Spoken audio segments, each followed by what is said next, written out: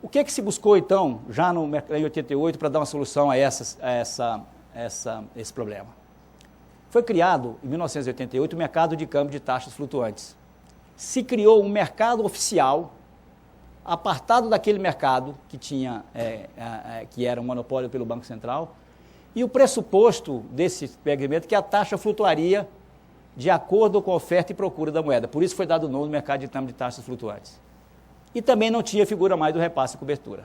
Então se criou um outro mercado oficial, com regras bem flexíveis e com uma tentativa clara de trazer para esse mercado oficial, que tinha regras mais flexíveis que esse mercado que existia, parecidas ou próximas àquelas que se praticavam no mercado paralelo. Exatamente para você trazer para o mercado oficial operações que eram conduzidas no mercado clandestino. Então se criou em 1988 o mercado de câmbio de taxas flutuantes. Regulamentos distintos, operações distintas e regras e procedimentos distintos. Começou-se então, em 1988, iniciou-se então o mercado duplo de câmbio no Brasil. Convivemos até 1990 com o mercado oficial com taxa administrada e o mercado oficial com taxa flutuante. Imagina a simetria que dava isso aí, as arbitragens que os agentes procuravam fazer. Quer dizer, se buscava então maneira de se fazer arbitragem entre esses dois mercados. Em 90, acabou então o monopólio de câmbio do Banco Central. Criou-se um outro mercado de câmbio de taxas livres, com o mesmo pressuposto do outro mercado flutuante. O mercado flutuante continuou, onde também era o princípio da formação da taxa por oferta e procura da moeda, quer dizer, lei de mercado, fim da cobertura, repasse e cobertura, quer dizer, então nenhum dos dois mercados mais exigia repasse e cobertura, e o fim da administração da taxa do ponto de vista de definição dos procedimentos. Bom, convivemos ao longo de 90 com vários avanços foram paulatinamente acontecendo ao longo da década de 90.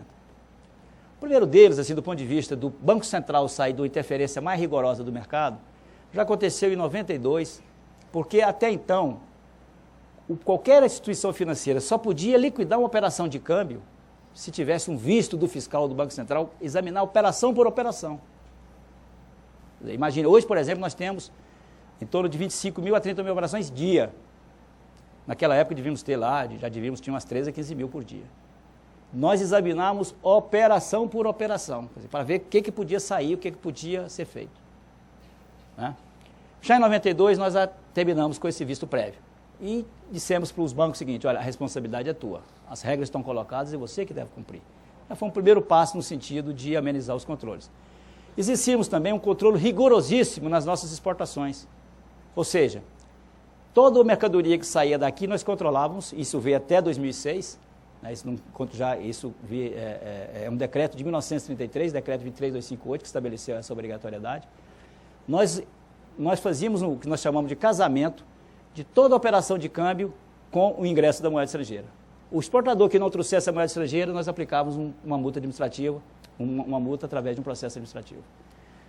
Do lado contrário da importação, para todo dólar que saía em pagamento de importação, nós exigimos a comprovação de que a mercadoria ingressou. Então nós tínhamos um controle cambial rigorosíssimo nas operações de comércio exterior, com custos enormes, não só para nós, porque nós tínhamos que montar, antigamente nós fazíamos isso por papel, depois veio o sistema eletrônico, mas mesmo eletronicamente tem um custo todo, para fazer o controle individualizado das operações. Por quê? Porque nós tínhamos uma necessidade da moeda estrangeira. Quer dizer, nós tínhamos escassez, nós precisávamos usar essa moeda estrangeira da melhor forma possível. Então, a década de 90 continuou esses controles, mas as regras cambiais vieram sendo aperfeiçoadas de forma paulatina, na medida que as condições eram dadas. Já na década de 90 tivemos o uso do cartão de crédito, a possibilidade de uso do cartão de crédito, o aumento dos limites para viajar, mas passamos ainda com controle cambial rigoroso. Apesar do Banco Central, de 1990, o Conselho Monetário Nacional determinar o regime de livre flutuação da taxa de câmbio nos dois mercados, seja no mercado de câmbio de taxas livres, eram produzidas operações de exportação, de importação, financiamento, investimento e empréstimo. Que, não sei se vocês se lembram, até 2005 existia esse mercado, que se falava aí na televisão, nos jornais, do dólar comercial. É o que o mercado chamava de dólar comercial. No outro mercado eram conduzidas as operações de serviço, inclusive as viagens internacionais. Aí o jargão que tinha no mercado, que era o dólar turismo. Então nós tínhamos dólar comercial e dólar turismo, né, que é o jargão que foi dado para o mercado, porque eram segmentos distintos, porque as operações eram distintas. Convivemos com esses dois segmentos ao longo da década de 80 toda. Mas apesar do princípio estabelecido nesses dois segmentos, de que a moeda seria, a taxa de câmbio seria formada pela oferta e procura da moeda,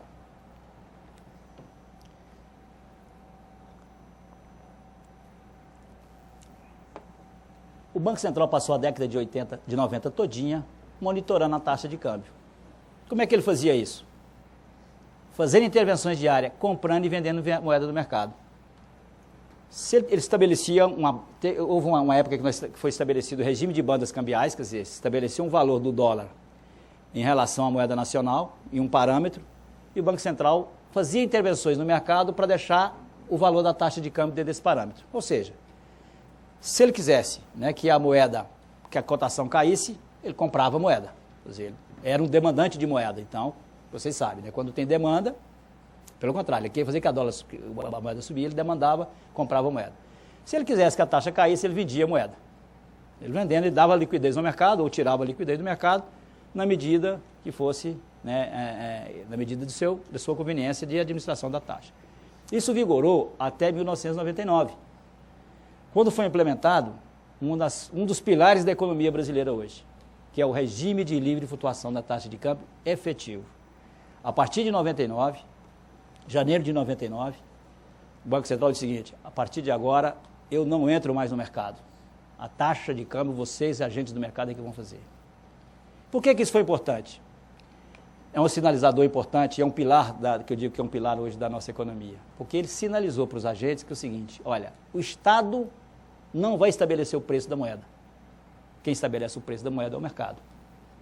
Né? E é o que nós temos aí hoje, quer dizer, o mercado flutuante, as taxas flutuantes, foi um importante instrumento nesse momento de turbulência, de crise internacional.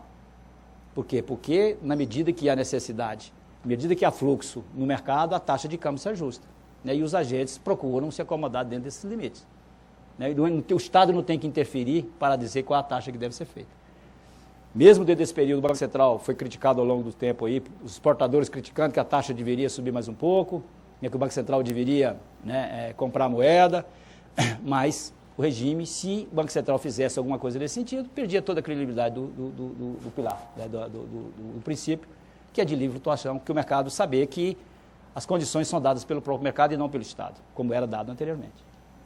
Né, quais são os outros pilares da economia brasileira hoje? É o regime de metas de inflação, né, que o Conselho Monetário Nacional estabelece uma meta de inflação para o Banco Central e aquilo os agentes econômicos já podem projetar para o ano seguinte, né, qual é o valor que a inflação deve estar. Porque o Banco Central tem que atuar para ficar dentro daquele regime de metas.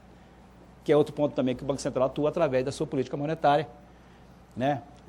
E vocês conhecem muito bem aí com relação à taxa de juros e compulsório e coisas assim. Né?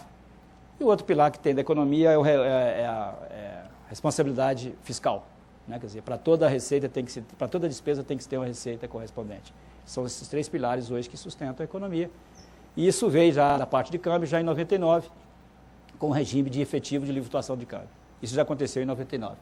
Então fechamos a década de 90 ainda com controle, né? Com